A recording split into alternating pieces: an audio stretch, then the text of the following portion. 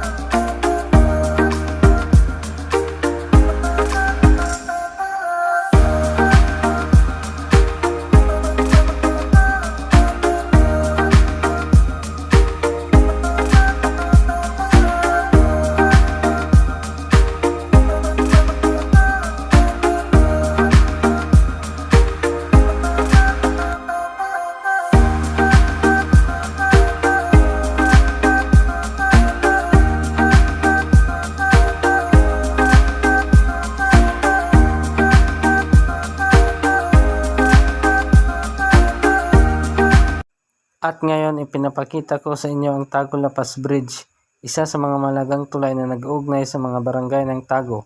Hindi lamang ito nagsisilbing daanan ng mga sasakyan at tao, kundi simbolo rin ito ng pagkakaisa at pagunlad ng aming komunidad. Sa bawat pagdaan dito, mararamdaman mo ang presensya ng ilog ng Tago. Ipinapakita ko rin sa inyo ang Tago River, ang ilog na tila ugat ng aming bayan, dumadaloy sa puso ng bawat mamamayan. Hindi lamang ito isang anyong tubig, kundi isang biyayang kaloob ng kalikasan na nagbibigay buhay at inspirasyon sa aming komunidad. Sa mga pampang nito, magitang ang kasimplihan ng pamumuhay, ang kasipagan ng mga magsasaka at mangingisda, at ang katahimikang sumasalamin sa diwa ng tunay na Pilipino. Ang Tago River ay higit pa sa isang likas na yaman. Ito ay isang buhay na saksi sa aming kasaysayan, kultura at pagkakaisa. Sa bawat agos ng kanyang tubig ay dumadaloy ang mga kwento ng aming mga ninuno, ang mga pangarap ng kabataan, ang walang sawang pagkilos ng bawat mamamayan para sa ikaunlad ng aming bayan. Dito umiinog ang kabuhayan at dito rin namin hinuhugot ang lakas upang patuloy na magsikap. Sa ilog na ito nararamdaman namin muli ang koneksyon sa inang bayan. Tago River ay simbolo ng aming pagkakakilanlan, isang paalala na ang tunay na yaman ay matatagpuan sa kalikasan, sa pagkakaisa at sa pagmamahal sa sariling bayan. Sa bawat patak ng tubig nito ay nananalaytay ang diwa ng pagiging makabayan, matatag at mapagmalasakit sa kinabukasan ng susunod na henerasyon.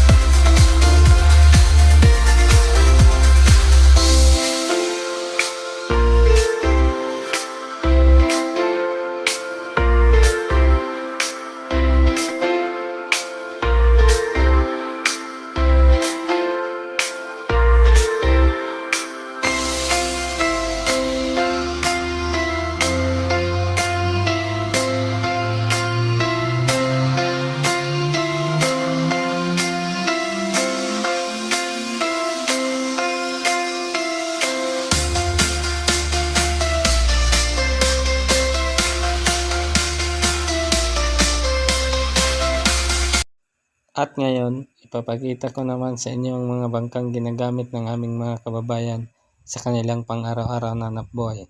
Sa mga simpleng sasakyang ito na gawa sa kamay at pusong Pilipino, nagmumula ang kabuhayang bumubuhay sa maraming pamilya. Bawat layag, bawat sagwan ay sumasalamin sa sipag at tiyaga at dedikasyon ng mga mamayang ng Tago. Ang simpleng bangka ay naging kasangga sa buhay, katuwang sa pangarap at patunay ng matibay na ugnayan ng tao at kalikasan. For today's video, nandito ako ngayon sa simbahan ng La Purísima Concepcion Parish sa lungsod ng Tago. Isang simbahan na hindi lamang bahay, dalanginan, kundi tahanan ng kasaysayan, kultura at pananampalatayang Pilipino. Mula pa noong unang itinayo ito, naging sentro na ito ng buhay espiritual ng mga Tagunon. Sa lilim ng kanyang kampana, isinalang ang mga panata, ang mga pag-asa at ang matibay na ugnayan ng pamayanan. At ngayon, narito ako ngayon sa loob ng La Purísima Concepcion Parish, sa mismong puso ng lungsod ng Tago. Tahimik ang paligid, ngunit dama ko ang bulong ng kasaysayan sa bawat sulok ng simbahan.